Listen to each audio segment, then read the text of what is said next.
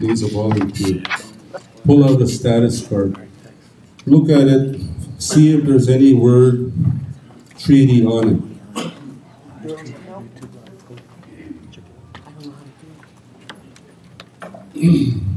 See the reserve creation, land set aside for reserves, reserved for Indian people, reserved Indian treaty people. In Onion Lake, there's about under 200 people, 65 years and over. In your community, anyone that was born 1951, who's 65 years old today, prior to that, is on the treaty pay list. When John B. Datusis and some of the chiefs of the air, they went in 1980, they talked about this 1951. They were told that you will always be treaty, but they were told your descendants will not be treaty. See, that were born 1951 and earlier, the land was reserved for treaty peoples. So that treaty pay list was 1951 and earlier. Those people will pass away in Onion Lake eventually, and the rest of us that were born after 51, the government strategy already in place. Okay, Onion Lake, just reserved or set aside for treaty people. According to this, you have no more treaty people. You are all status people now. So now you become municipalities. You look into the provincial definition of non-profit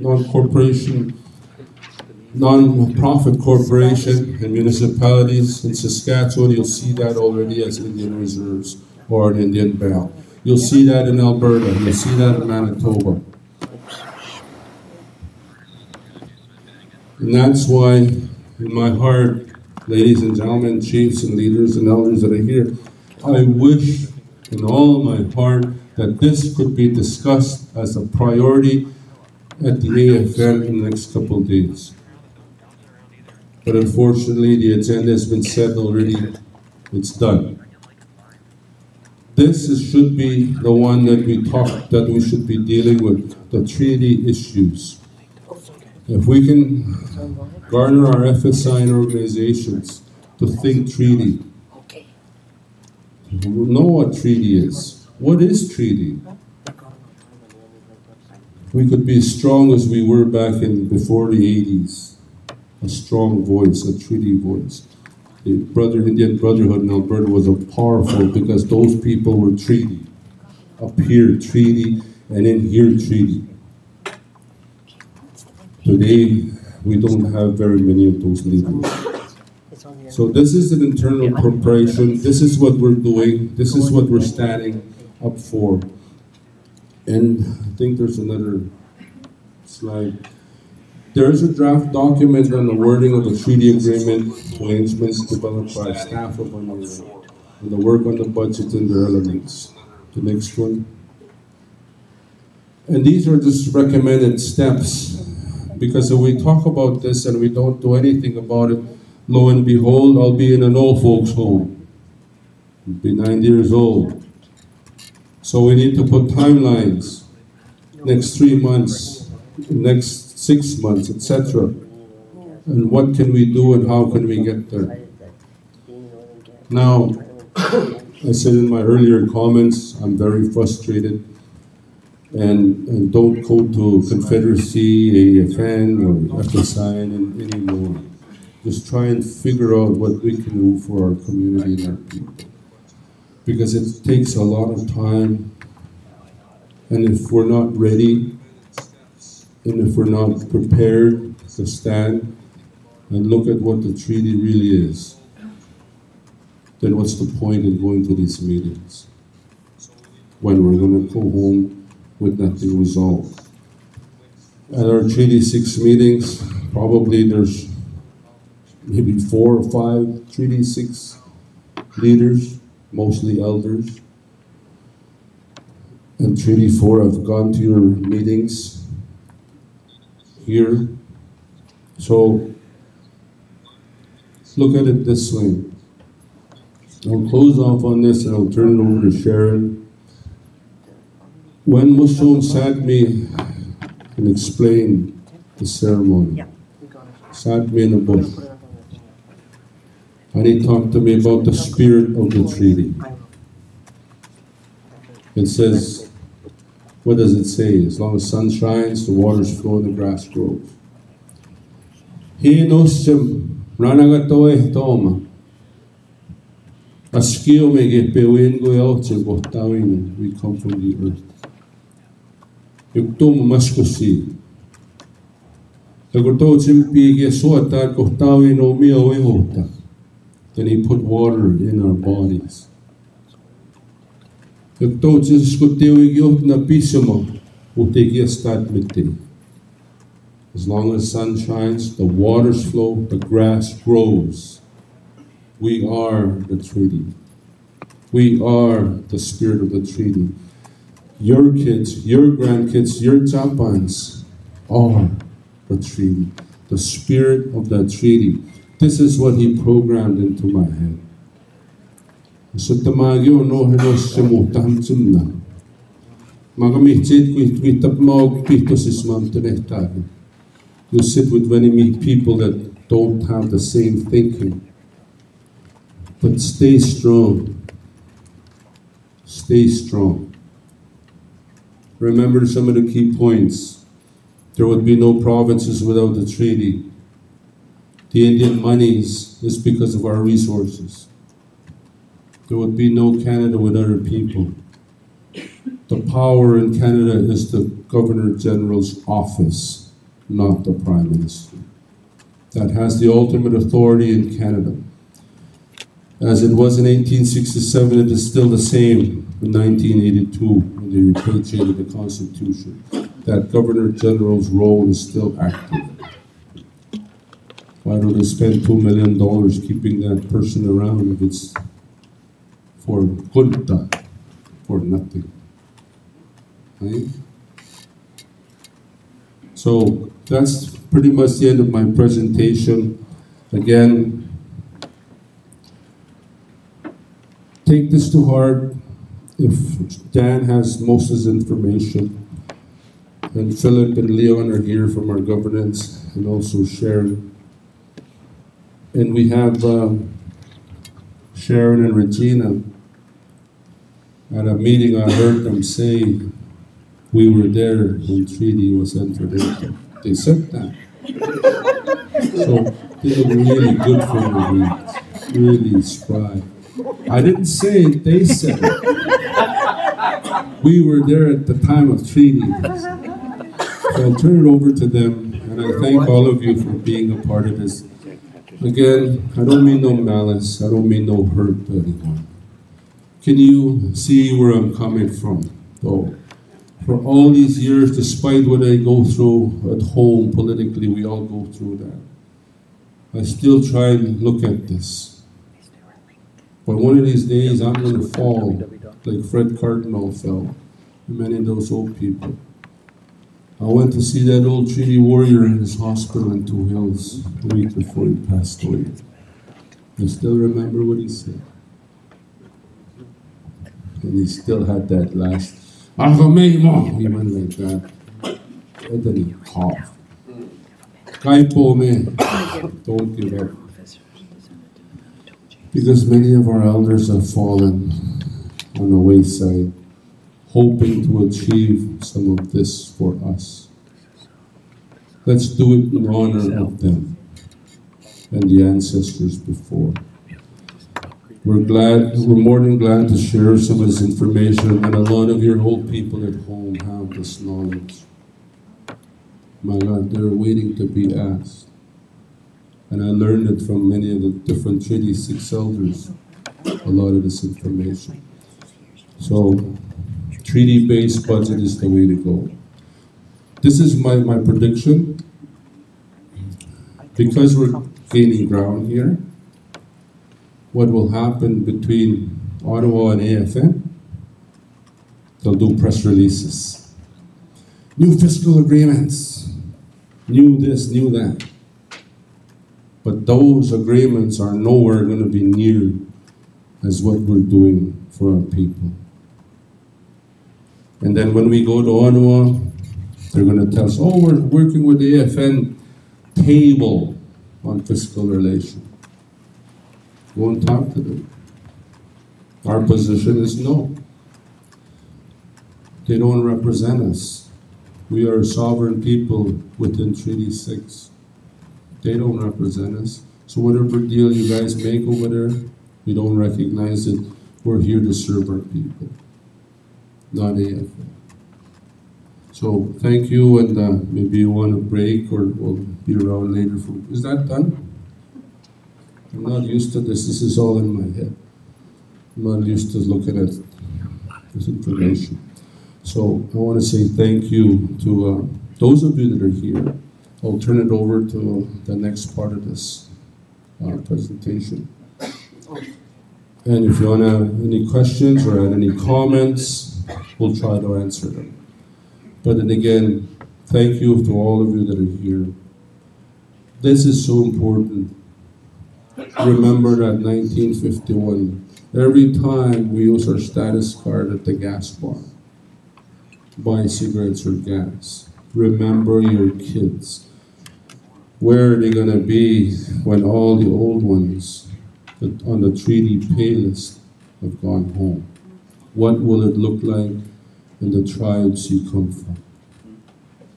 What about them? Thank you. I have.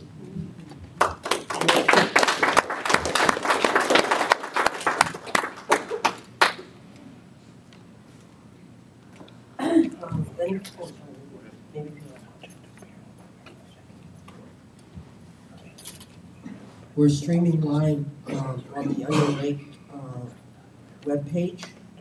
So people that are, if you want to text people at home and tell them that they can go onto the Onion Lake webpage and they can see this presentation being streamed live right now. So anybody have any questions they'd like to ask? Speaking of the AFN, there is a resolution on fiscal relations. You can just cover it. How do we deal with that? Do you have a copy of it, of the AFN resolution on fiscal relations? I don't know what it looks like. Well, AFN, I think AFN, I mean, we have to know that AFN's an organization. It doesn't have any inherent authority, any inherent rights. I mean, we know the AFN came into existence.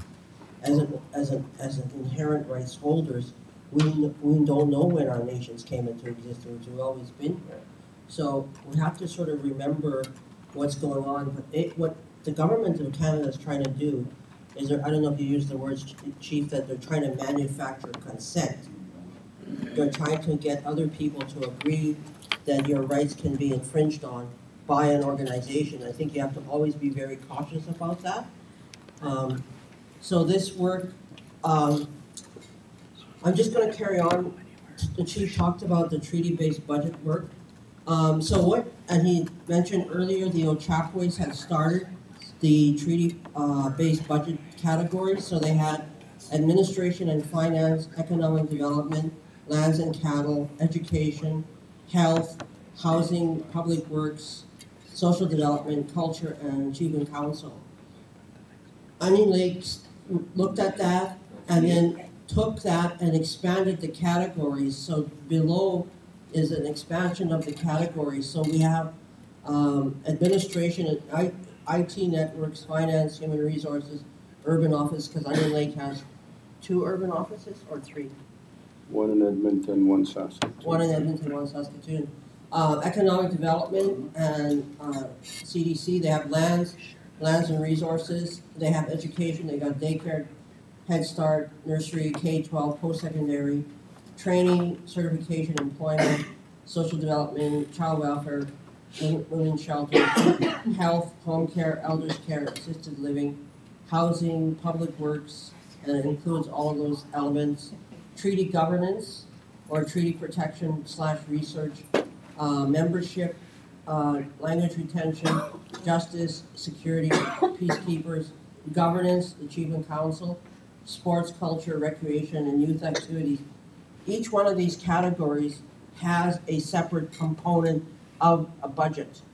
And the first time that we did this exercise with the managers in all of these different areas, and they produced a budget, the budget was a reflection of what Indian Affairs or Health Canada has in relation to programs and services. And we had to send them back to re-look at their budget development, because you cannot send Ogilvy Fox to Ottawa with a Indian Affairs budget, program, service delivery budget. Because they'll just say, well, we already do this program, service delivery, so what's any different about what you're doing?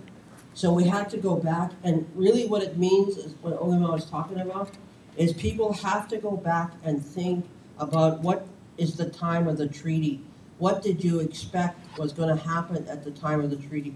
Hi, Chief Margaret Bear from Ochapways. We were just talking about Ochapways. That's why you came over? Good, I hope. She came over to make sure we're telling the truth. So we had to re-examine all of this work about how budgets are developed, because, for example, you say, we need 50 new houses, just for example, 50 new houses. You need 50 new houses, but do you have the capacity to build 50 new houses? Can you put the infrastructure in? Can you put the electricity? Do you have enough people that work on it? Those are all the things that you would go into thinking about a realistic budget. Or do you spread it over a period of time? Or you need a new school. Do you need you're going to need 2 new schools? Do you need a new school this year? Or can you put it off for 10 years from now? Those kinds of things you're going to have to think about, because what the envisioning of Onion Lake is in relation to these budgeting is that we're looking at long-term projections into the future, 50 years, 70 years, 100 years, which is what the elders had intended at the time of the treaty. And how is that going to be done? So we worked with a guy named Louis Tapper, who is an auditor. I think some of the people in Saskatchewan may know Louis Tapper.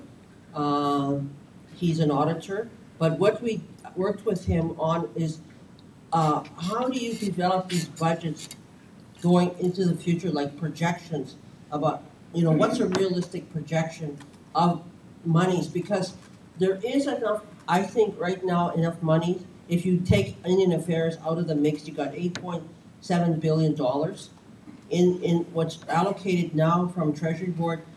And if you look at the transcript of what Okima was talking about in the C-27 litigation, and when Scott Stevenson, who was the Assistant Deputy Minister, was being examined by Onion Lake lawyers, what he said was that this money allocated from Treasury Board is based on a legal obligation.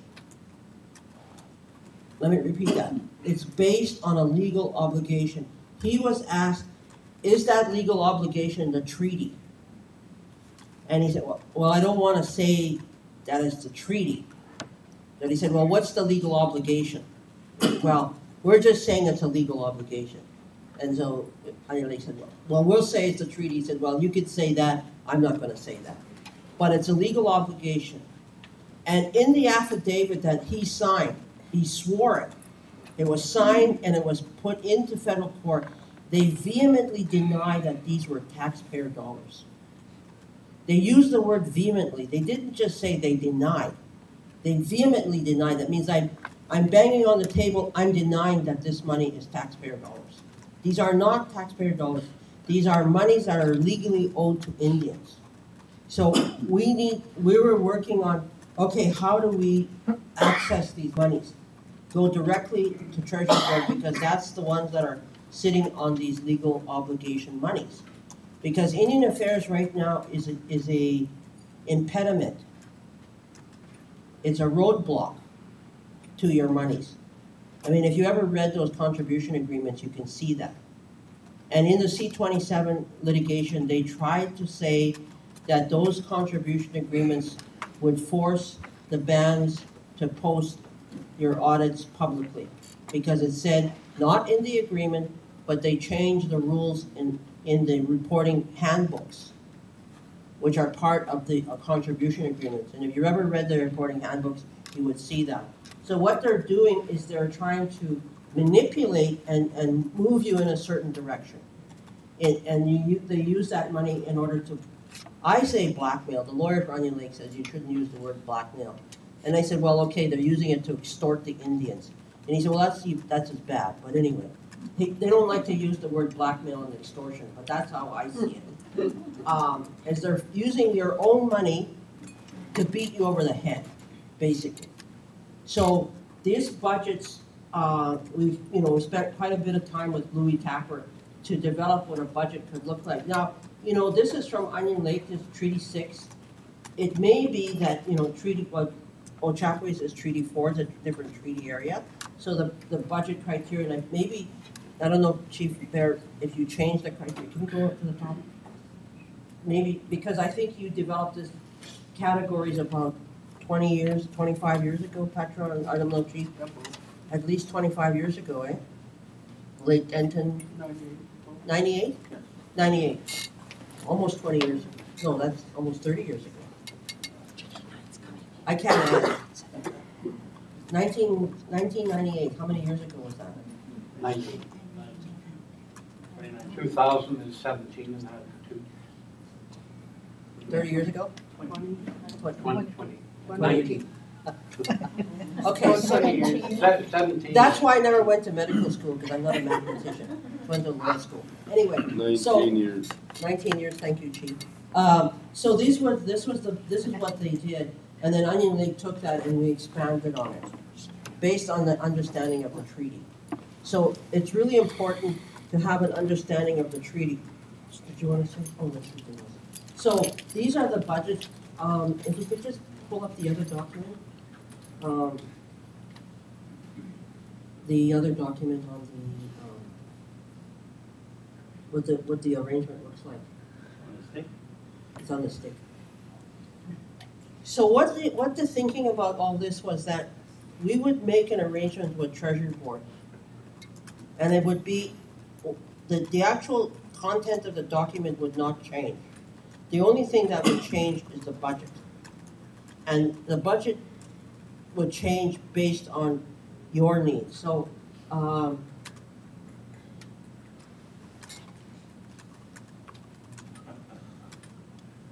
right, let me see. Here's the. I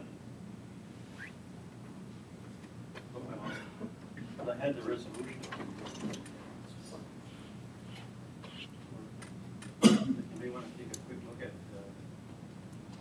Sharon while I do this. Tanya's just leaving now.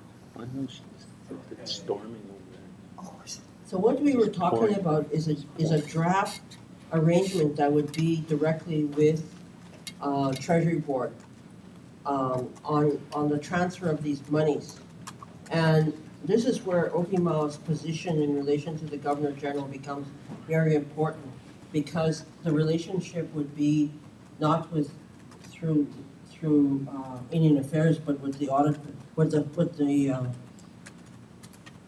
the Governor General, and that there would be maybe yearly meetings between the treaty peoples and the Governor General to report. Because the Governor General has to go twice a year to meet with the Queen. The Governor General just met with the Queen like last week. Big scandal. He grabbed her elbow. You're not supposed to grab the Queen's elbow. You're not supposed to touch the Queen. He grabbed her elbow. No, therefore be it resolved, or the key one. Which one is it, Sharon? Number 7, no, what is it? No, your next. Oh, it says, So what do you got there now? no, that's not the one. Here's your treaty based. That's the arrangement. That one? No, that's what we just saw in the PowerPoint. Oh, it's not on there. I'll have to find it. Want people to see where you've been traveling to? No. It would be a shocker. Windy. Anyway, Yeah. So the whereas clauses, whereas clauses don't mean anything in documents, they're just useless.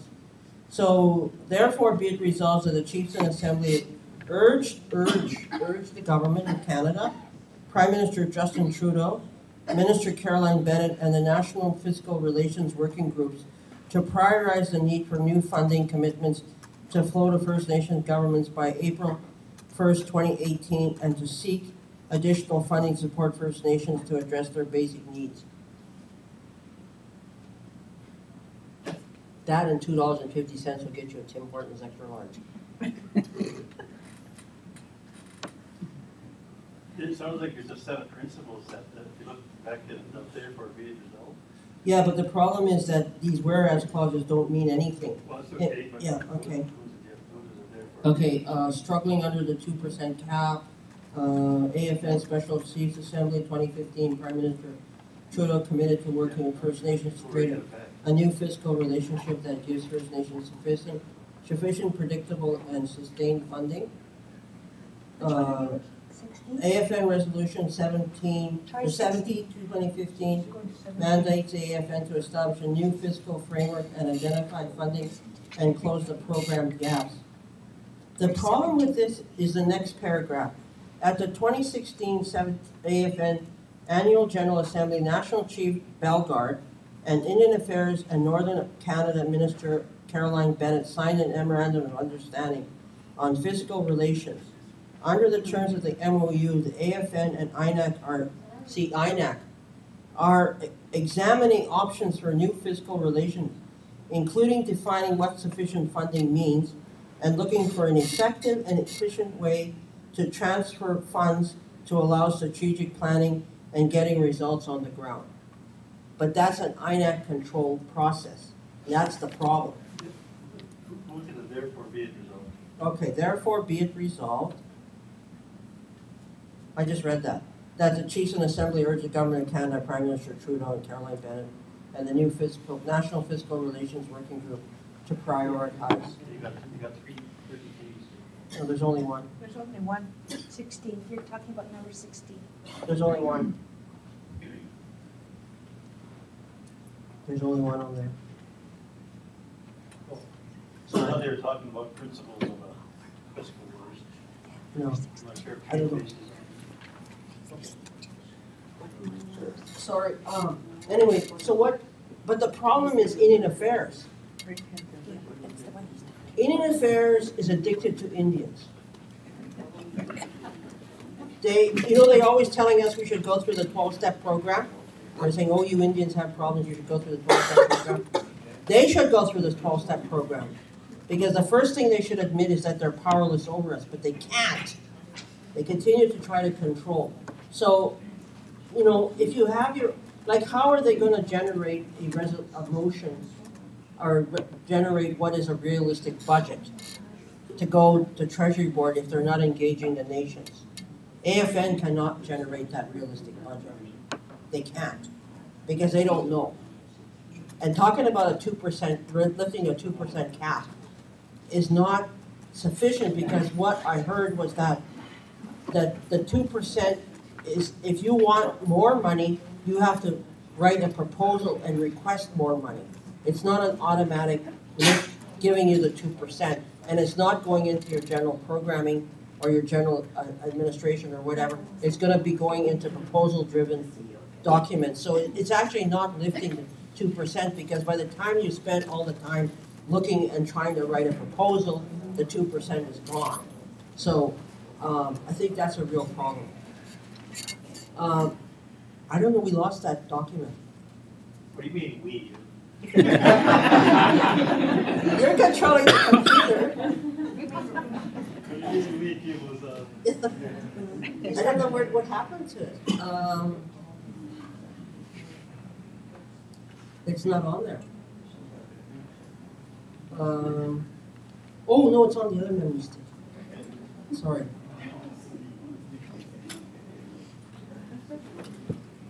There we go.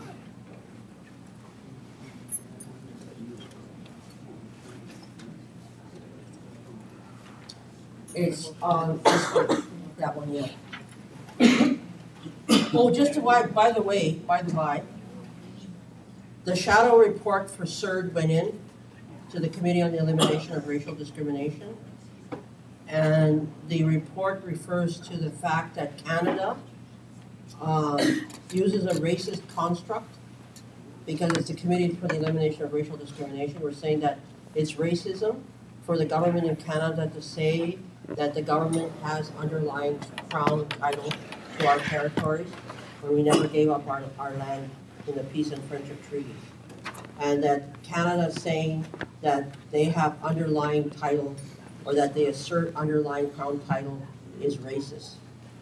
And the reason that we constructed it that way was that in 2012, when Okimau, Fox, and Okimau, Shamoganis, and other chiefs were in Geneva, they met with CERD, the Committee on the Elimination of Racial Discrimination, and Canada was asked, on what document or documents are you relying on that says that you own the territory and resources of the Indigenous nations which are presently within the state of Canada?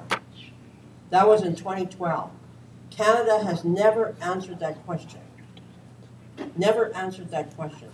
So this report that's gone into CERD is called a shadow report, and it says that Canada and the provinces and other entities are making decisions on our lands and territories without our consent, and it violates our international rights and treaty peoples.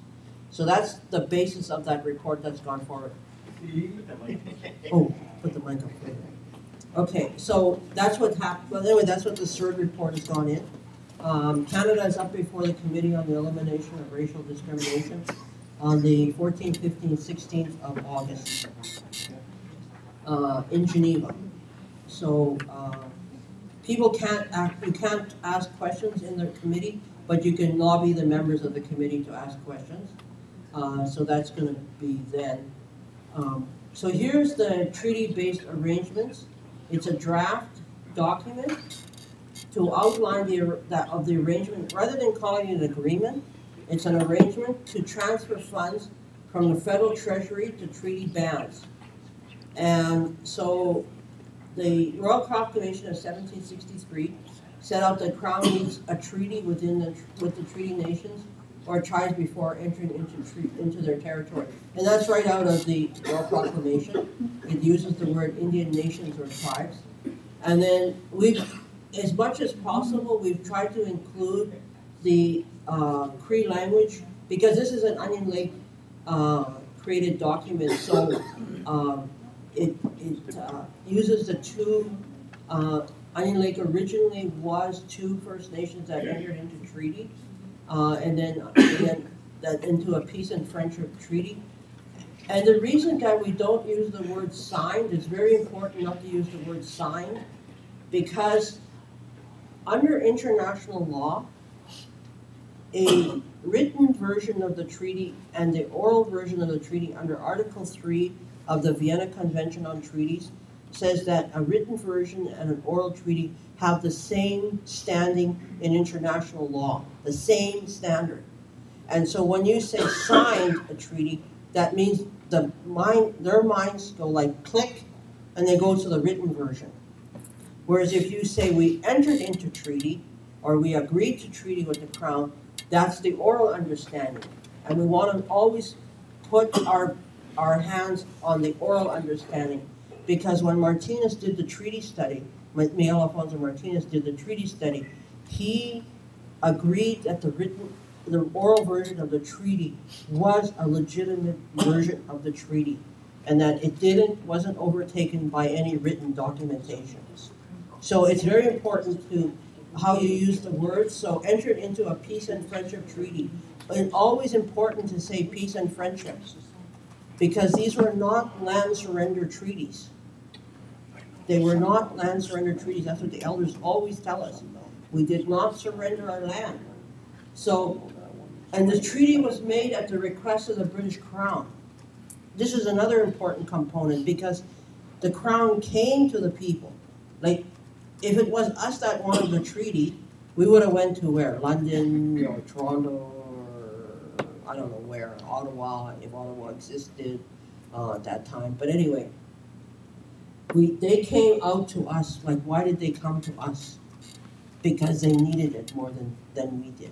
So we have to, so the Crown wanted to access our territory for her subjects. In return for the use of our territory, the Crown undertook certain obligations, right? And the citizens undertook to maintain peace in their territory. And as Okinawa said, the Crown would honor its obligations for as long as the sun shines, the grass grows, and the waters flow. Now, this is very important, as Okinawa was saying, that the government of Canada is really pushing hard for people to go into self-government agreements. Self-government agreements have a termination date. They only provide monies for a certain period of time. I think the Klincho is 20 years. The Nishkas are 20 years. I think they were 25 or 20 years. They're ended now. That's why they're taxing their people. They're taxing their land. They're selling their land. They're doing all kinds of things in order to get money. So there's a termination date. There's no termination date on the treaty.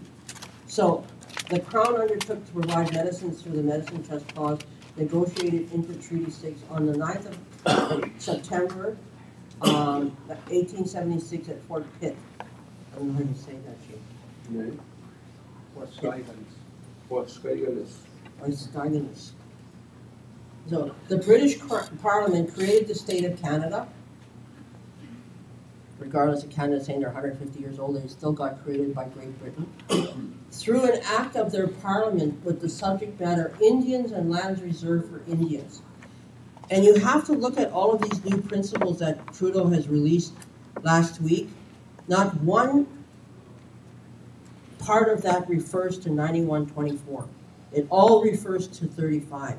And it's a danger to agree only to 35 because 35, Section 35 says existing treaty and Aboriginal rights. Canada argues you had no existing treaty and Aboriginal rights before 1982. It's an empty box. And so everything that your treaty rights in 35 are only from the time that you agree with them. So you can never go there as a treaty person. You always have to go back to the Royal Proclamation, back to the British North American Act. So as a subject matter of the federal government of Canada to implement the obligations of the treaties. That's why Canada cannot change the treaties. They don't have the capacity. They lack the capacity to change the treaties. They can't do it because we don't give them the consent. But that's why they're trying to manufacture consent. So the Governor General, having been appointed by the proclamation of the Crown, has the power confirmed by the letters patent October the 1st, 1947, and that attests all the powers and authorities lawfully belonging to the then King of England by virtue of the British North American Act of 1867. Trudeau and his people never referred to the British North American Act. You read those 10 principles, there's not one reference to this. So they try to ignore that. So when Canada received its constitution in 1867 and 1982, there was a requirement with respect to the Constitution related to treaties. And the legal obligation of the state of Canada is a treaty successor state. And this is very important that Canada is not a signatory to the treaties. Canada is not a party to the treaties. Canada is a treaty successor state. That means they inherited the obligations to implement the treaty. So when Trudeau talks about nation to nation, which nation is he talking about? He's not a nation. AFN's not a nation. Like, who's he talking to? What's he talking about? You know? He's dreaming in Technicolor, as his late dad would say. Anyway, each year, Treasury Board makes an allocation for Indians, which has been transferred to various departments to fulfill the obligation of the treaties. And as a result of the action by the Department of Indian Affairs using money voted by Treasury Board as a weapon against Indians to force compliance with unconstitutional and unlawful acts against the treaties. So, Onion Lake continues the treaty relationship entered into with Her Most Gracious Majesty the Queen and Right of Great Britain and Ireland, and this relationship cannot continue through the bureaucracy. And this was in relation to Health Canada, which acts in a manner to bring disrespect to the honor of the Crown. This is what Okinawa was talking about. Health Canada was moving forward to implement this document, and there was discussions with Health Canada for more than a year under the direction of the Minister Philpott. Now Indian Affairs has stepped in and is trying to disrupt this discussion. And the reason that they're disrupting this, from what I understood from the conference call last week, is that Indian Affairs is worried that if Onion Lake can accomplish this, that it'll impact on Indian Affairs' ability to maneuver. So what they're trying to do is they're trying to stop this work that's going on with Health Canada, in direct violation of what the Minister of Health Canada said she wanted. So they're trying to do that. So they're moving on a nation-to-nation fiscal relationship directly with Treasury Board as a representative of the successor state of Canada. And there's a bunch of other work that we did with relation to how this relationship would work with the Governor General, and how there'd be annual meetings, and the Governor General would report to the Crown and all this sort of stuff, which the Governor General already does report. We don't know what he says to her, except for grabbing her elbow. We don't know what he's saying to her, but he's there twice a year meeting with her. So he's saying something. So we wanted to encode in this document of what reports he makes to the Queen in relation to her treaty partners. So this is the draft arrangement that was tabled with Health Canada, and this is where Indian Affairs now is trying to stop it because of this.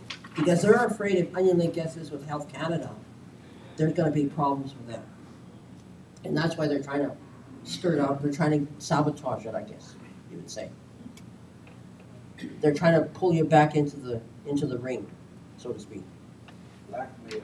Blackmail. They're trying to blackmail and extort Onion Lake. Okay, thank you, Chief, for letting me say that. Very blunt, okay. So I don't know, Yeah. questions?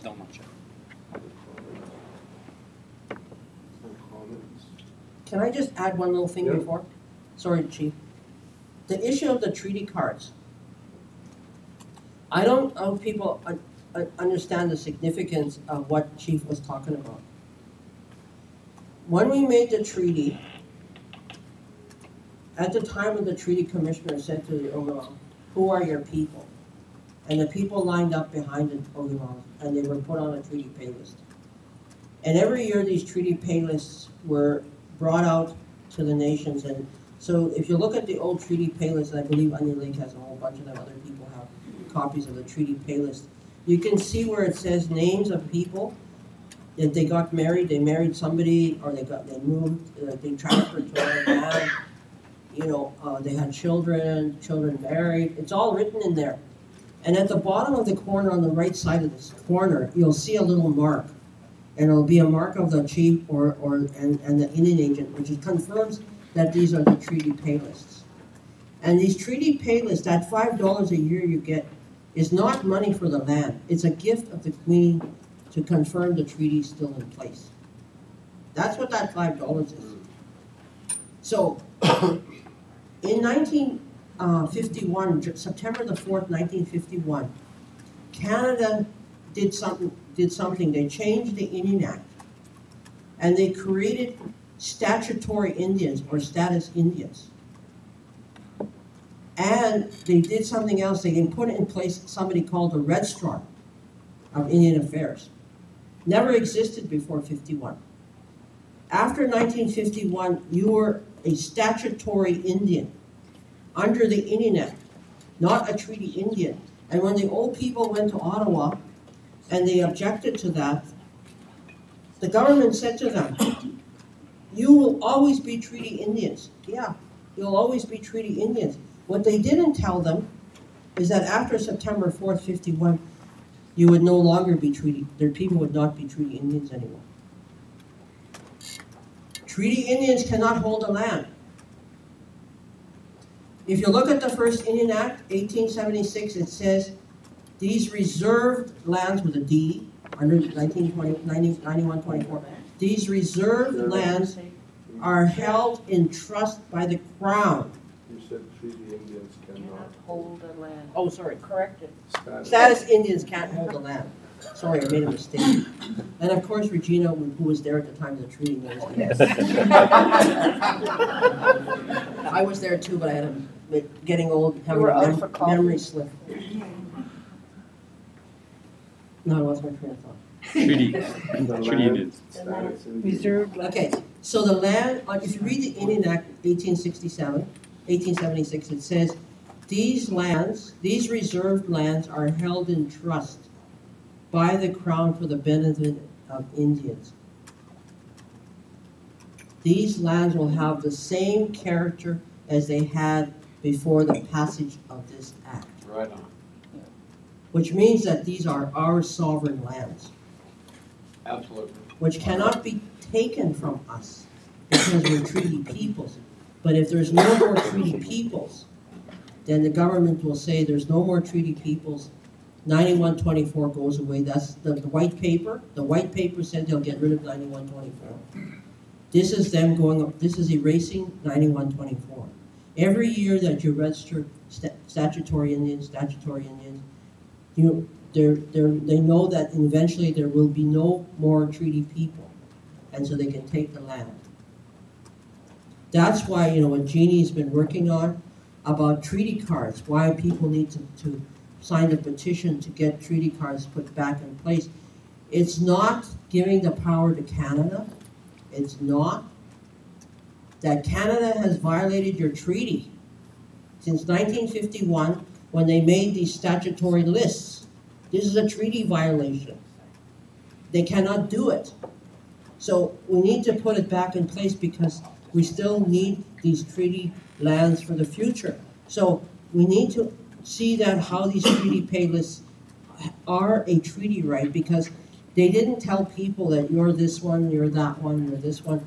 People said which nation they belong to. And that's what's the important part of the treaty. That's why in these agreements,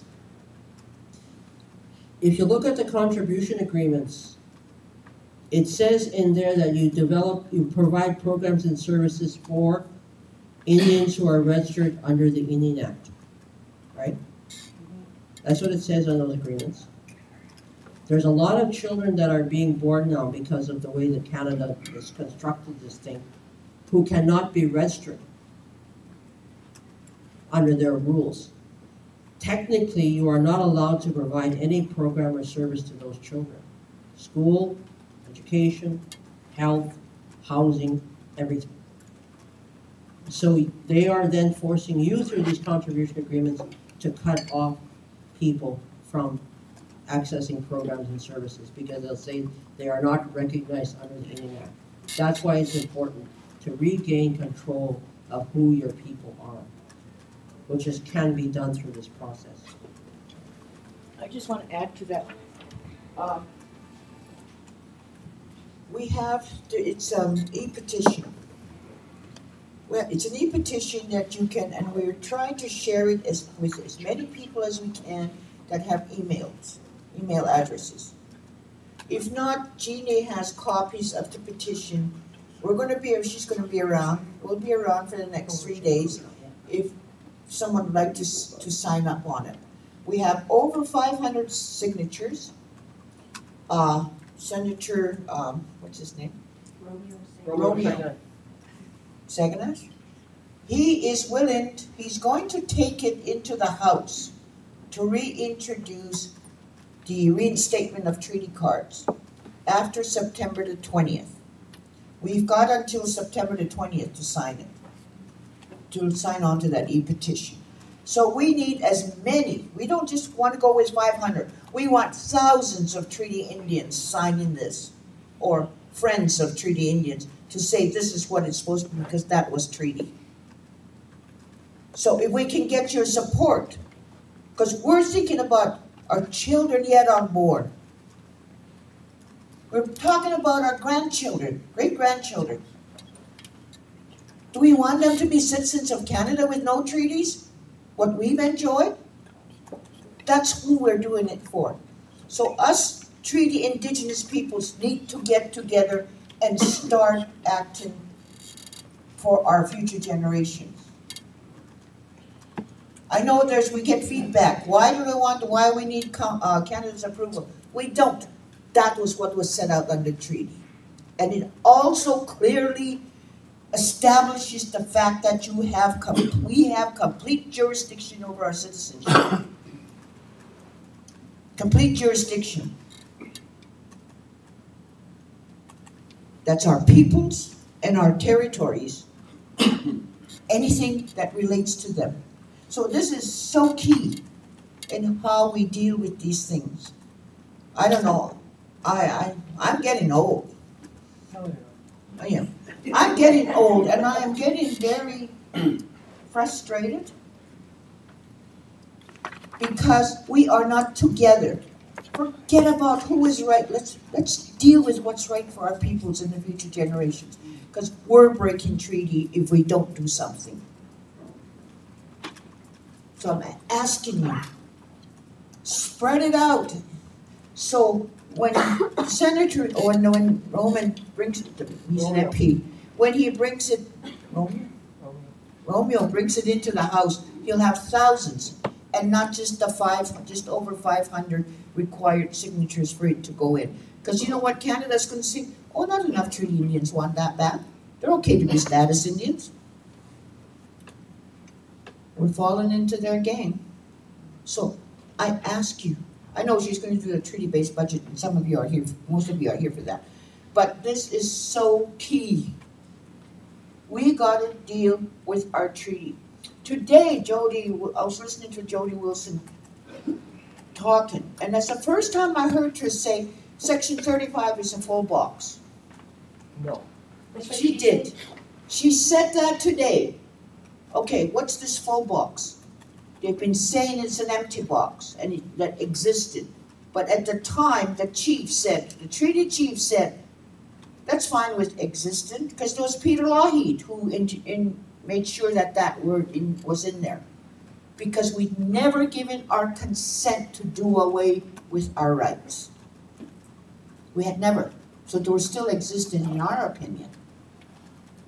And today was the first time I heard a government official say, it's a full box. But when they say that, and you look at their principles, they are talking about things, for example, they're saying, they're assuming we have joined Confederation. The treaty set out our nationhood, and we never surrendered our nationhood. We never did. We're not Canadians. We're not Albertans or Manitobans. Those are not our ministers, because a nation acts within its own right to have their own governments, their own heads of governments, as treaty was set out. And our inherent rights are protected by treaty. So we got to look at the big picture and all of this. And this fiscal arrangement, if you look at it, Canada, the successor state of Great Britain, our partner in treaty making, that we entered into treaty, they have the Constitution Act of 1982, the British North America Act. In the British North America Act, they were supposed to deal with the Indians. And instead of protecting interests or the treaties of the treaty agreements, instead they chose to enact an Indian Act, stripped us of our rights, of our authority. 1982, they put existing treaty and Aboriginal rights. They did that. And they're talking to organizations today who are not partners to treaty, who are not title holders as organizations. We are. Why are they not talking to our chiefs? So those are the things we have to look at. And they have obligations under the treaty. So this treaty-based stuff, we want a direct relationship with Canada because, with Treasury Board on fiscal arrangements, because Canada inherited the obligations under treaty for the Indians, for our peoples, our treaty Indians. They inherited that. That Section 35 of their Constitution is to remind them they have a responsibility towards the treaty Indians. They have to pay for it. So our budgets, why are our people living in poverty? Those benefits under treaty for us, like health, education, housing, whatever, economic development, so forth. How come we're struggling? That we cannot provide for our peoples today? Many of our peoples go without their benefits under treaty. How many of our peoples can't even access proper health care, education? We're subsidized in Canada for the obligations under treaty. I just wanted to say that because I get so frustrated. You know, but we need to do that. I know you didn't really negotiate treaty, but what happened to treaty housing? Well, that's, You see, well, we never entered into any CMHC agreements. We always lived with 3 houses under a treaty. Now you can't even buy half a house because they're telling but they don't. you have to use your capital budget, and you have to use half of that. They're dictating everything. Remember you talked about the treaty monies, the Indian monies? Those are supposed to provide for, The treaty housing. yeah, for our needs, The right to shelter. the right to shelter. So that's where it's supposed to be. Sharon will finish up here, but just one quick thing before I lose this train of thought. Treaties, we call them treaty days. See, Canada recognizes treaties are still here. And it is legal. Treaties with the Crown are legal instruments. Ask yourself this.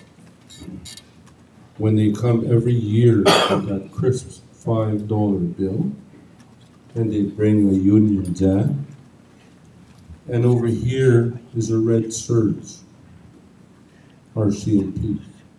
Why do they have to wear red serge? Why not their new uniforms? Because by the treaty, that's how it was in 1876 at Fort Pitt. And this is another bit of history. When one of the chiefs spoke, and when Alexander Morris was saying there's going to be a lot of our people coming across the water, and he got up and he said, "Tatsmaga, okay, que chogma skurto asim sagapia sukamit. Tatsmaga with pigonaga ohe gasutamoya." What if these people come across the river, across the waters? What if they break the treaty that you're talking about with the Queen? And that Alexander Morris motioned like this to the Royal Canadian Mounted Police, the red shirts. How? He told the interpreter to tell the chief, if any of my Queen's subjects violate and break this treaty, this one will protect you, this red coat. And then the interpreter explained that to the chiefs that were there. See, that's one of the reasons why that red shirts is still intact at those treaty days, we call it. And that gift from the Queen to honor that treaty. That's the only part they seem to honor the treaty, is every year. And it's by the law of that treaty binding agreement. But as we all know, that doesn't happen, right? The red shirts throws our people in jail. Right away they did that. But I just thought, I was thinking about that when they were talking about the treaty day. That's why the red shirts is there, connects it back to the honor of the Crown. They have to come to the communities with that honor of the Crown and that benevolent gift, the benevolence of the Queen, a gift to honor and recognize treaty. That $5. It's not that $7 and that $12 the old people talk about. It's not treaty annuities. It's a gift from the Queen. That's why it's still there. And we met with because in that system of $1 an acre, the land before Treaty 1, they brought in a system from the United States. And the guy that was there was Archibald. He brought a business plan. So they sold the land. And in 1871, there was $1.6 million in that Indian trust fund, Indian monies. 1871, that's a lot of money. So they continued to sell the land, $1 an acre to the European people, the newcomers. and that money would go into that Indian fund. It is recorded that there was 13 staff at Indian Affairs at that time before Treaty 1. And the money continued to build. So in Treaty 6, it's about 76 million acres. So when you look at that, 76 million acres times $1 an acre, it's $76 million times 147 years since treaty time, 137, plus compounded interest. And we asked Rory at the treaty gathering in Anialega, I asked him, using today's currency, Rory, based on that model that they use, what would the government of Canada owe Treaty 6? At that time, from memory, he went on his computer, it's $11.6 billion that they would owe Treaty 6 people if they followed that same principle on fair, equitable compensation. You multiply that by 11 numbered treaties.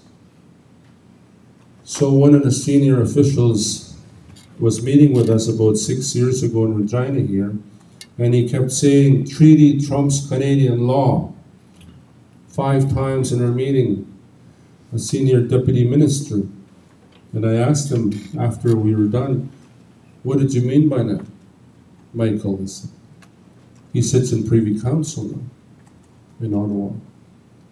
Chief, Canada recognizes that the treaty trumps Canadian law because it was entered into with the Crown.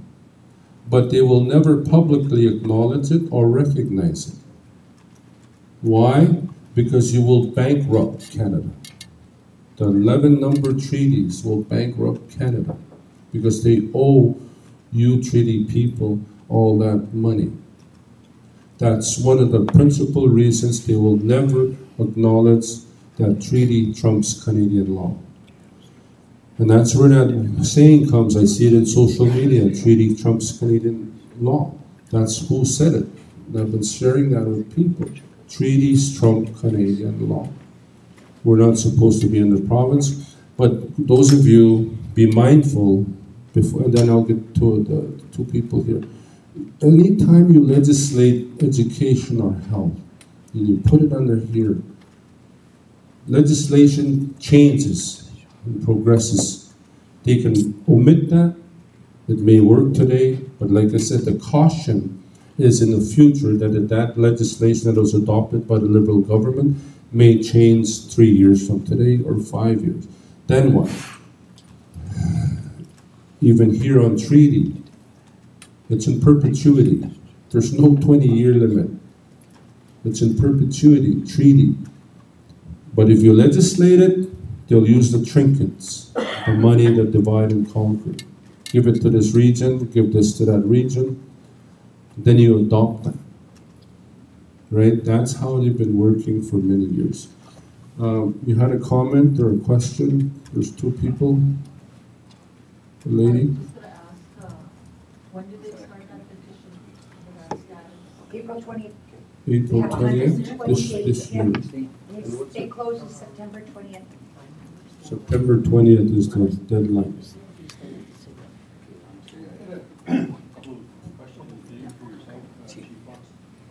You did mention the dollar an acre and the value of Treaty 6. Is that when you do those calculations, not only for that value or portion of it, but also the use of the resource, like the oil and gas and logging? It's a use of the land. Is there a put together a formula for that and to be able to, I guess, validate that? Do you think that the membership or citizenship will be an important part of the justification for the treaty budget? I guess. Yes, that good question. The dollar an acre was just a number that was in record. That's what we used. We didn't account for the minerals and everything that the province has benefited and the Canadian government. We just used that dollar an acre at that time at the treaty gathering in LA. And with inflation, the concept dollar and everything else, it's $11.6 billion. Now compounded with the billions of dollars that they generated on the natural resources. We didn't even account for that on that number. So that's over and above. So that's why they're very concerned. We'll bankrupt them. They're bankrupt as it is, but compounded with this. So at some point, you know, if we could get, and I said this when C-27 came in, when they were saying you have to do these audits, consolidated audits, post them on the web. If 75 chiefs in Saskatchewan said no at that time, there's nothing they could do in Ottawa. There was no third-party managers. There was only 3 in this province. They couldn't. They would have been in panic. And Saul was telling me, he was in Ottawa at that time, and said they're not prepared. If 50 First Nations said no and stood aside on their lake, that legislation would never happen. But they scared a lot of our people at that time, and I don't blame our people. It's the way their tactics on that C-27.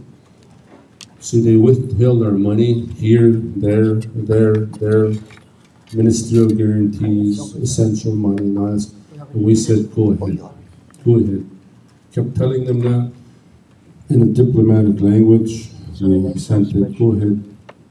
A week later, they reinstated this funding. A month later, they said this. To this day, we still don't sign a funding agreement. We just carry on as it was at that time. We just sign it, an addendum, an extension. We don't sign the agreement because this is still not resolved in court, right? And ideally, if the next couple of days, if there was a resolution of our chiefs saying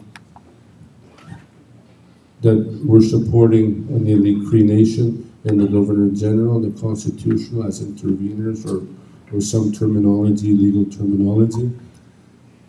And I think that would really create a lot of panic in Ottawa because they're not prepared to do that, right? John, thank you for your presentation. Just going back a little bit on what we know, let's go to Mas vai going on in John.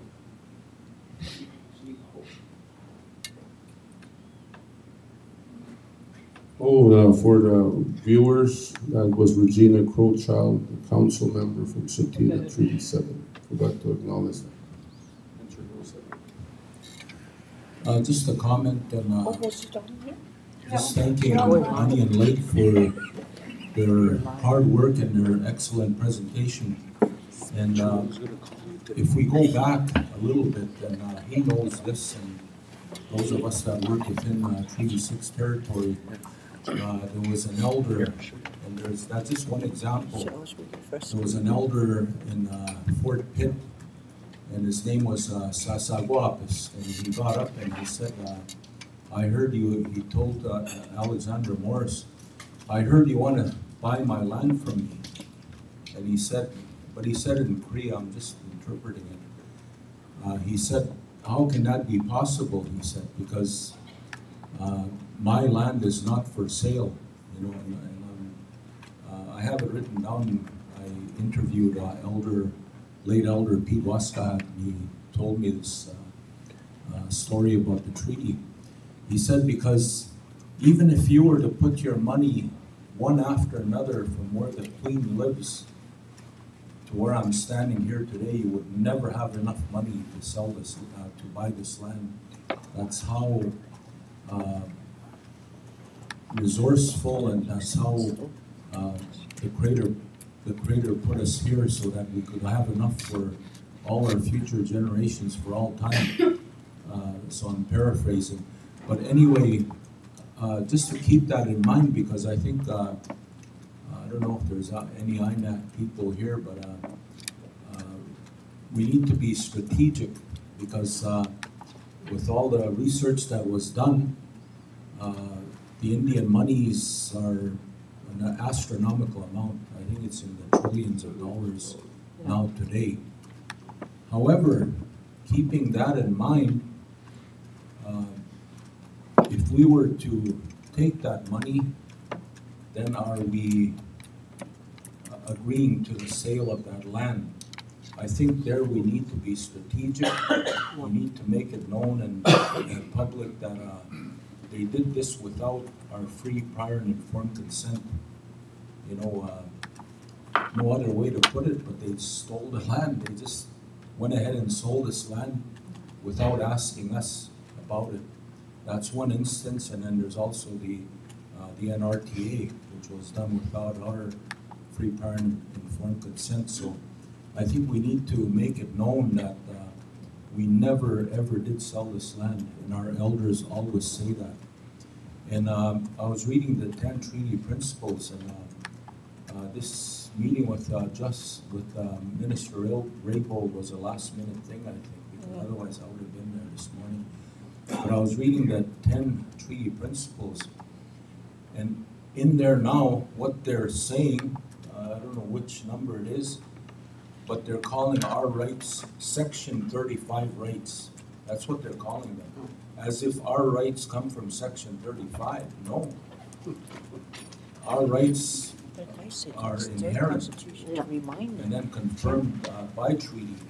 So I think we need to be very cognizant of it looks good. I mean, if you weren't involved in these discussions like we are, and you read the 10 treaty principles, you think that's the best thing since sliced bread. They have all the good key messaging in there, you know, and that's why maybe people who are not aware will buy into it. They'll think, oh, they're very serious about things now. But I think we need to be careful. We need to be very strategic. And these two ladies that were there at the time of treaty, they were also there during the constitutional talks. And I remember that. And Lougheed, our indigenous brother, you know, late Lougheed, he was a Métis. I think he was from the Bolio clan, if I did my research properly.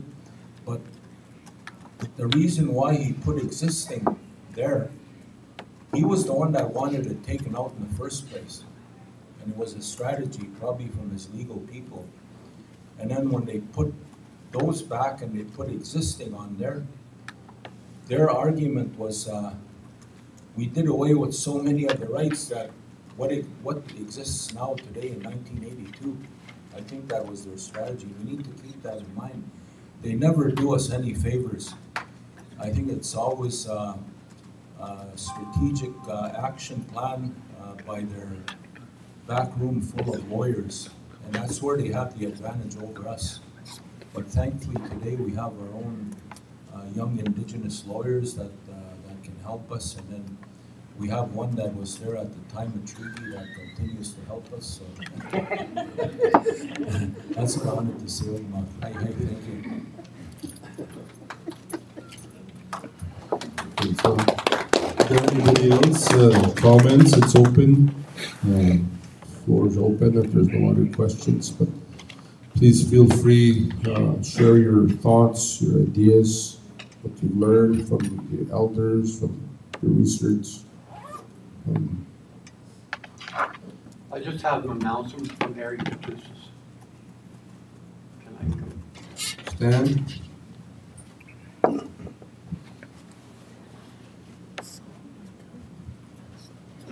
Stan Fuller, Saskatoon, Treaty 6, adopted Cree. The Peak Nipwood is my Cree name. I just had a call from Eric. I've been talking to him the last day or two, and he's had to go to the hospital. At Unity, his lungs are, he really has trouble with asthma and so on. He's our, for people who don't know, he's the interim spokesperson for Treaties 1 to 11. And they're going to keep him in the hospital. So we just pray for him and so on. This guy's been fighting for a long time. His dad, John, beat Tutusas before him. God, the RCMP would take him off trains, kick him off reserves because he was going from reserve to reserve. And I just read in the book that they caught him down at Fort Capel and brought him into Regina John B., and he had $2.76 in his pocket. And they charged him $2 to get him back to his reserve, and then took it off his treaty payment, which was only $4 and something. So these guys have been fighting for a long time, and it's good to see you here with the same spirit. And God was at those treaties, and He's watching, and He has the power, and we just keep coming together. The unity in this room is really good. Thank you.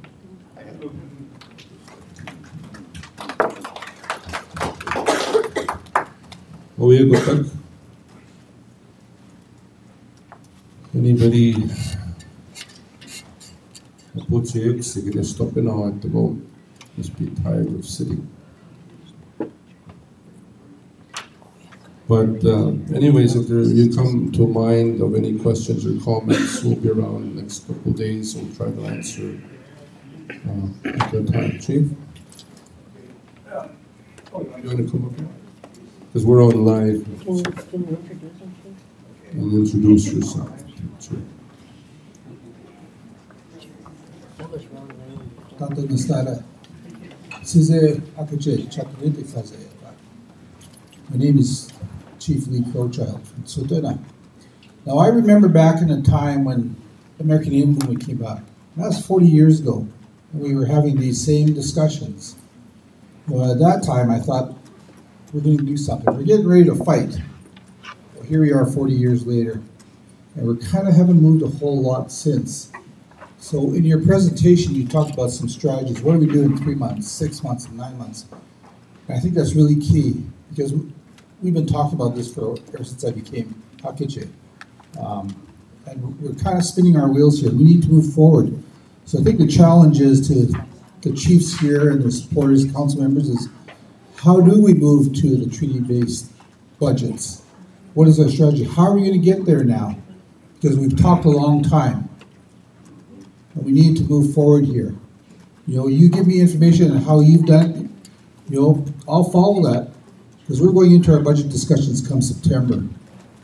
And I have 2 council members here that are very good at what they do. And encourage them to say, they got my support, say, well, let's try this treaty budget, see where we go with that. And so that's what I put out to all of us here that are in the role of Okima or Hakiche. You know, we have to step forward now. And we have to lead our people forward on this. And we have to tell them, yes, you're going to be afraid. We're all going to be afraid. But if we don't do it, what's going to happen to our great-grandchildren? So I think the time is right now. We have to move forward on this. Okay, that's all I want to say on that. I think you've got my support. You got the support from my council members. I got 2 of them here. You know, we're listening. So just tell us what we need to do next and we'll think about it. No. We'll move forward with it.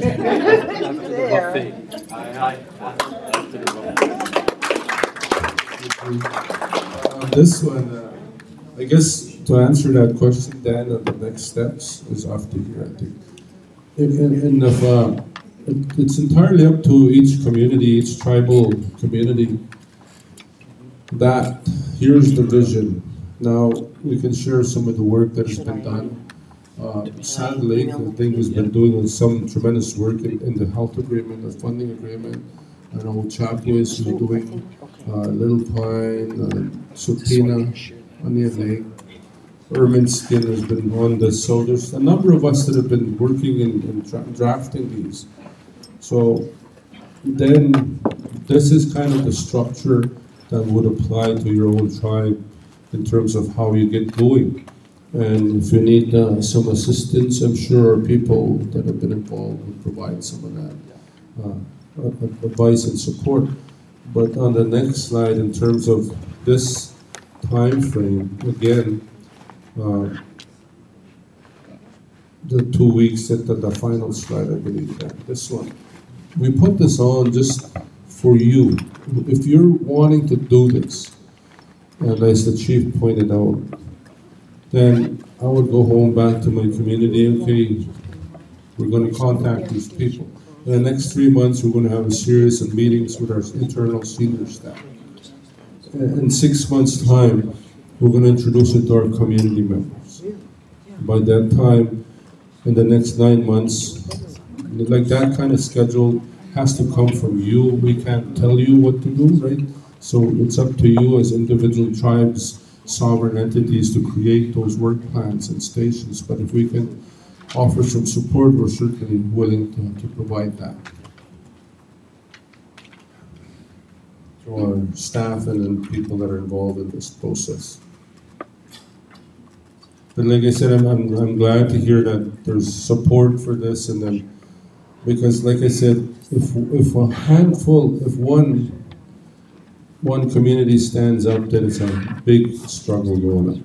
But if 10, 20 of our First Nations, 30, 50, say enough is enough and follow that up with action, government ain't going to be sitting around. They're expecting us, as they've always were asleep at the wheel, sort of. So they're expecting us to kind of go away. But if we stand up and rise the next 3 months, 6 months, things are going to change in Ottawa before the next fall, for the next sitting. So if there's no other comments, questions, Sharon, and then there's one in the back. Yes, Chief, is there samples of figures of treaty-based budgets that I know back in 1996 we looked at Sol Sanderson's treaty-based budget back then.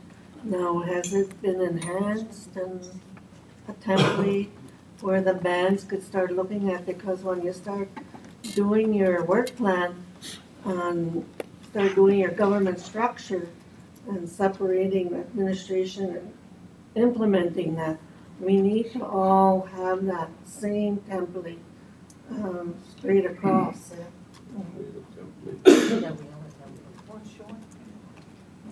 There is a template, and I apologize, I thought I had it on my computer, but I don't.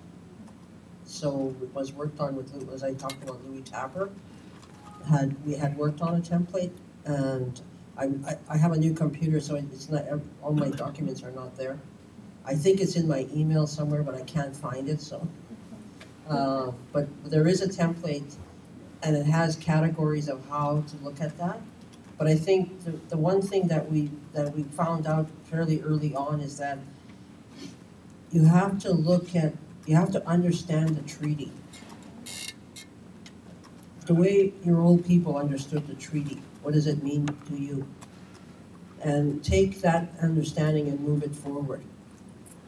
It's no good to use Indian Affairs programs and service program delivery the way they've set it up now. It's a reshift in the way people are trained. And so you have to step back and have to analyze that. So, and your members, your people in the community have to be involved in that. And because what has happened is that people have been moved, they say, oh, well, we're just working on budget now, and we're just going to do it. People are not involved in it, but they need to be involved because it's going to require a lot of political support for your leadership to move this thing forward. So that's one thing. The other thing I just wanted to mention, did Ron Lehman introduce himself? No. That was Ron Lehman, that with the blue shirt, that was talking. Just for people, because this thing is being streamed live on the Onion Lake website. So that was Ron Lehman for anybody who was watching. He'll sign autographs later. He'll have a table in the lobby. So anyway, but don't think of this as being you're on your own here. There is a group in Ottawa who are working independent of AFN. This is not an AFN initiative. This is the Auditor General's office. I think Chief Fox and Chief Wapas. I'm not sure who else. Chief Shamoganis, were you there too? Met with the Auditor General's office. Because the Auditor General's office is an independent office, and they have been concerned for years and years and years about the way the Department of Indian Affairs is handling this money. And they were the ones that said to Indian Affairs, you have to account for the money that we transfer from Treasury Board to you. Indian Affairs has never done that. And what they've done is they've tried to offload it onto the nations. So what you need to do is there is a committee right now within the Auditor General's office working right now trying to figure out a way that these treaty-based arrangements could be put in place. So you're not alone on this. There's work that's going on independent of what AFN and the Minister of Indian Affairs are trying to do or not do. See, the Minister of Indian Affairs is trying desperately to hang on to their money. That's their job, to hang on to their money. And I keep saying in meetings, all those people that work for Indian Affairs, dust off your resume, update it because you're going to be looking for a job. I think that's what we have to keep telling them. You know, your job is done now. We don't need you anymore. Move on. Find another job. You know, direct traffic on the road. I don't care what you do. Join Hell's Angels. I don't know. You know, whatever you want to do, go do it. Just get away from us. But you know, because there is things happening in Ottawa that, you know, you think, well, this is a big job that it's going to be really hard to do. There's actually work that's actually going on right now that's going to assist in that undertaking. And you can see all the stuff that Indian Affairs is doing is trying to undermine that work.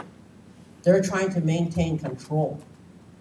And so they're going to come, you know, like, so you need to, even now in the short term, if you look at the next season of contribution agreements, you should try to have a budget available, a treaty-based budget like Ochakways develops every year. Try to have your treaty-based budget in the regional office by end of October. Send a copy to the Auditor General's office. Because the thing is that they meet in December to decide how much money you're going to get the next year, because they have to go to Treasury Board. Treasury Board allocates the money. But they do that in December. All the regional offices get together and they do that. The other thing that you should know is every year the regional offices are sending money back to Indian Affairs. Sending money back to Treasury Board. Why are they doing that? Every nation should be saying to them, you cannot send money back. We want all that money. I think in Alberta, a couple of years ago, Chief Randy Erminskin found out, I believe it was 86 million. I don't know, is Ann here or did she leave? Anyway, they sent back, I think it was 86 million. I might be wrong about the number, but it was somewhere in it's very high money. They sent back to Ottawa. They said it was unexpended money. It was sent back to Treasury Board. But they don't have the right to do that. So the nation, you need to know, you know, in the nations what you have the right to say in your nation, because what they've been trying to do is manipulate what you're involved in. Like, you know, they'll say to you, well, how come you don't like the chief? You know, how come you don't have, you know, I don't know what. You know, they try to manipulate the discussion. You need to take the discussion back and say, this is what we need, this is what we want. And there is movement in Ottawa to support that. The United Nations is involved in this because of what Erminskin and Onion Lake did in relation to the contribution agreements. They filed that complaint.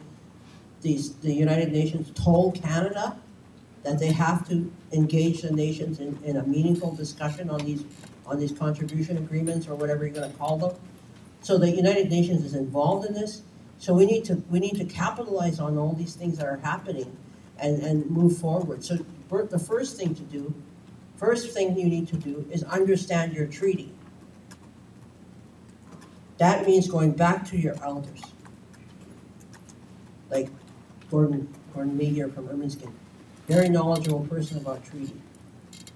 Know all kinds of things. And like when Erminskin is going through this stuff with treaties, they go to him and ask him questions. What do you think we should do with this? How should we approach this? Ron Lemmerman back there. Talk with lots of elders. There's lots of people around that can assist you guys about the treaty. Understanding the treaty, because this is the one thing they don't want you to know. And most of the people that have been in university, sorry to tell you this, you don't know nothing about treaties. Because they don't teach you nothing about treaties in university. So, you know, you may have a degree, or my late dad used to say, you have a PhD, piled higher and deeper, but you know nothing. So, learn about the treaty as an understood by your elders, because the oral understanding is very important. Based on that, what can you do? Like I said earlier, you say you need 100 houses or you need 50 houses in order to deal with the backlog. But realistically, think realistically, can you build 50 houses in your community? Do you have the capacity to build 50 houses? Do you have enough carpenters, plumbers, electricians, people to do the surveys, people to put in the sewers, whatever, the water lines, whatever? Do you have that ability, or can you manage only 10 houses or 15 houses? Like, don't put something forward that's people are going to look at it and go, "No, you can't do it." Don't put something in place that is going to fail on the first try. You need to have a manageable project that you're going to be able to achieve. That's why Onion Lake had chosen to deal with the health agreement with Pilpau, because that's a manageable project for Onion Lake. It could have been something else. You could have taken something else, but they chose health. Now, how far they've gotten, Indian Affairs is trying to shut it down. They're trying to manipulate. They're trying to control, and they're trying to get their little fingers inside there, because this is a big money pit for them. 8.7 billion they're sitting on and playing with you. That's what they're doing with it. So start with that, understanding the ALP treaty. What do you realistically need? I mean, I'm being honest with you. Be realistic. What can you actually physically deliver to your people? I mean, you might have a wish list, like, you're not going to build 2 schools next year. You can't do it. You probably don't have enough teachers trained. You probably don't have all the infrastructure ready to build 2 schools. Like, be realistic about what you can do. You can have a wish list of all these things that you're going to do, and over a period of time, you start making decisions on what you want to do. That is really moving forward on a treaty-based budget, and then engaging in how that's going to work within your nation. Because one of the big things you're going to need, Onion Lake has one, I think Sutana has one, I'm not sure, but I know Ermineskin has one. They have a financial act about how things work. Like, they have budget meetings, they discuss that. I think at Onion Lake you have budget meetings, people talk a lot about budgets, how they spend money, same thing with Sutana. Ermineskin does the same thing. You need to have those in place, because that's how you get these other people off your back. I'm not sure about Ochapowace. Ochapowace has the same process. So this is how you get these taxpayers and other people off your backs. That these are treaty rights that you have, and you need to sort of start putting them out in. And I would pick a small project. I mean, I would pick a project where you can manage it, and then as people in the community see that you are able to do it, then then you go on and can get more involved in that. So that's what the timeline is, because what's happened in our nations is that we all come to meetings, and I've been going to meetings since 1876 and before. We have these big plans. We go to meetings with big plans, and stop passing resolutions, for crying out loud. Quit passing resolutions. Those resolutions are nothing. Make a decision. Stand on that decision till it's done. Then make another decision.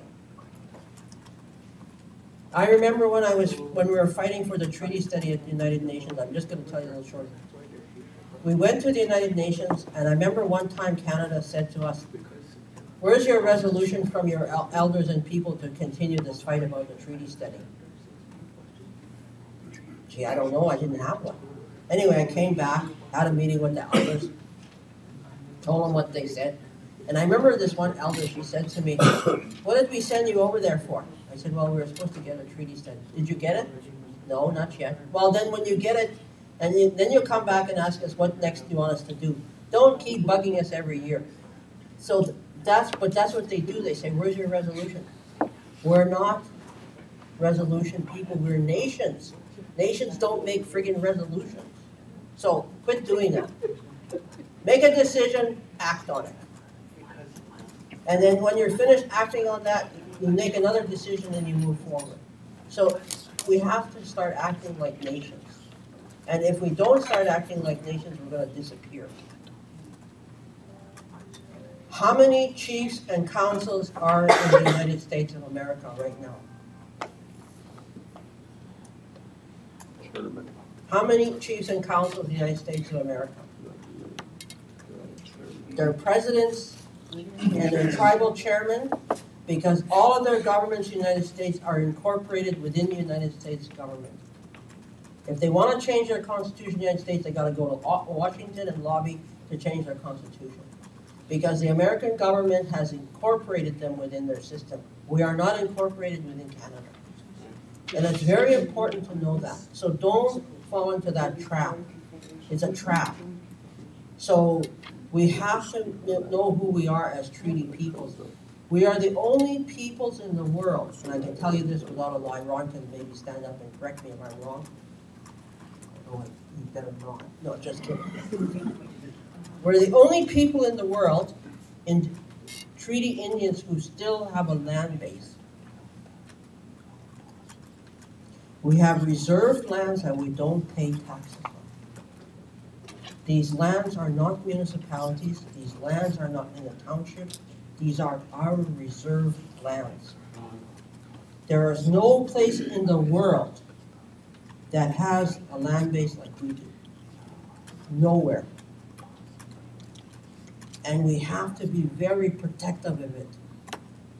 Because if we don't, in the future, we're going to have, people are going to be what they call landless.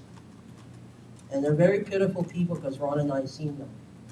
We travel all over the place, we've seen landless Indians, landless indigenous peoples. Those are pitiful. You think it's pitiful now? Just wait till the future, if you don't have land. So, make one step, make the next step.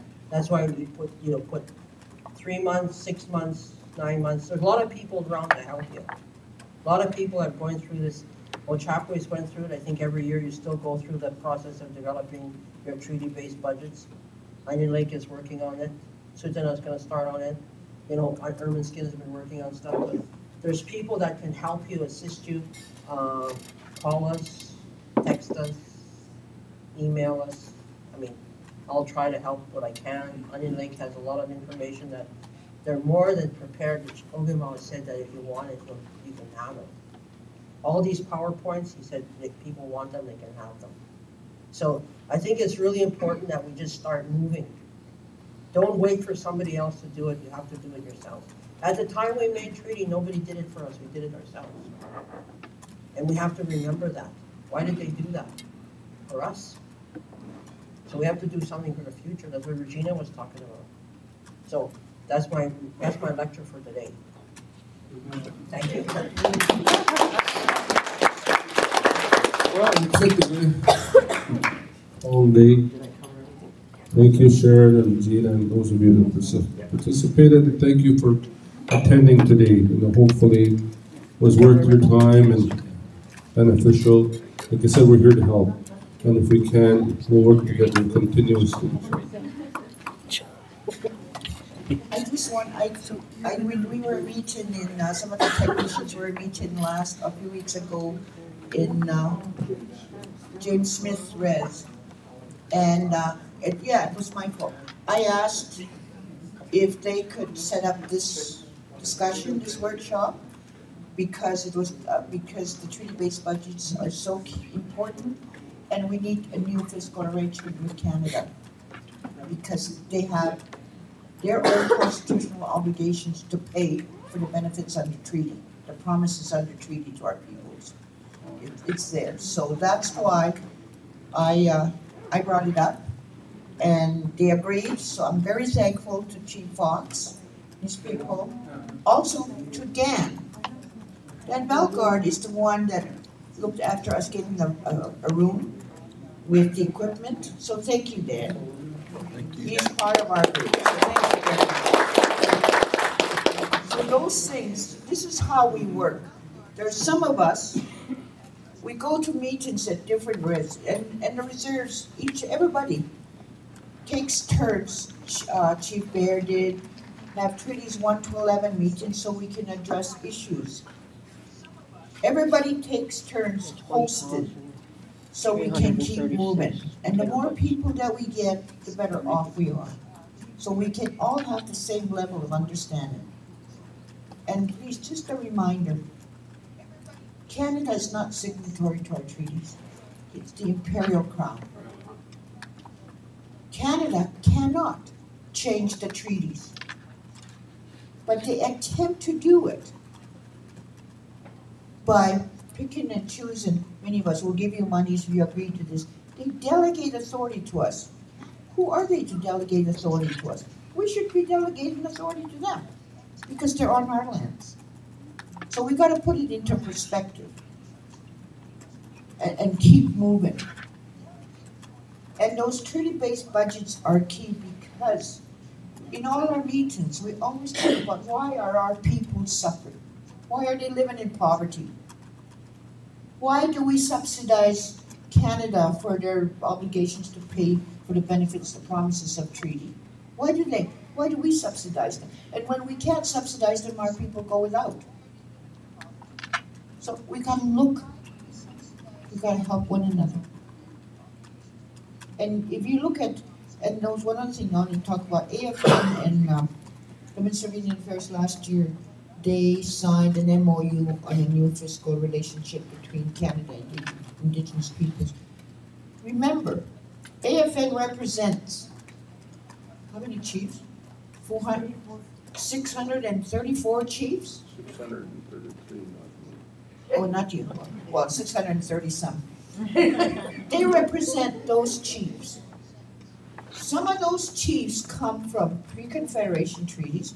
Some come from the treaties 1 to 11, international treaties. Some have domestic treaties. Those are First Nations with Canada. Some have no treaties. They represent all of them. Treaties 1 to 11, we have 234 chiefs. They're outnumbered over there. So, and AFN gets their mandates from the resolutions that are passed on the floor. So we always have to be cognizant of the fact of what those resolutions state. Those two MOUs, if you look at those MOUs, there's no and I was just reminded again from one of my dear friends, there's no derogation clause in those MOUs. So when they deal with it, Canada goes to them and they manufacture consent saying, okay, all those Indians agree to this. If we don't stand up and object. So that means even though they say it's not binding, those new fiscal arrangements in which Canada treats us all the same across Canada and no specific consideration to their obligations under treaties 1 to 11 on the benefits. We're classified as everybody else. So we got to think about those. And now they've hired a treaty director. AFN has hired a director for treaties to deal with our interests, our rights, treaties, and our inherent rights. Who gave them permission to speak to treaties? Treaty 7 can only speak to Treaty 7. Treaty 6 can only speak to Treaty 6. Treaty 4, and so forth. But they have a treaty director. 13 years in comprehensive claims. And he worked for Indian Affairs for, I mean, it was Canada anyway, for 15 years. He was a negotiator for land claims, also for self-government arrangements. Yeah. This is who they hire. So how is that going to impact us? Think about these things on how, look at the political aspect of it, how it's going to be dealt with. I know Sojana has never given our consent to AFN to speak to Treaty 7 on our behalf, nor did the other chiefs in Treaty 7. So, you know, those are the things we have to look at. We're all, how do you say that? One brush? Painted with one brush. We got to protect our rights. We got to protect our treaty for the sake of our future generations. So I just wanted to say that. But thank you all for coming. And, I'm willing to die again. pardon? I'm willing to die again. Okay. Jeannie's got that, if we get once we get, she can mail out the Template and the Dan- template. Dan and Jeannie. And Dan and Jeannie can send out the template to everybody that wants it, Before I forget, I would be remiss, or we would be remiss in not thanking Stan and his group for their assistance in paying for the room and the coffee. Thank you.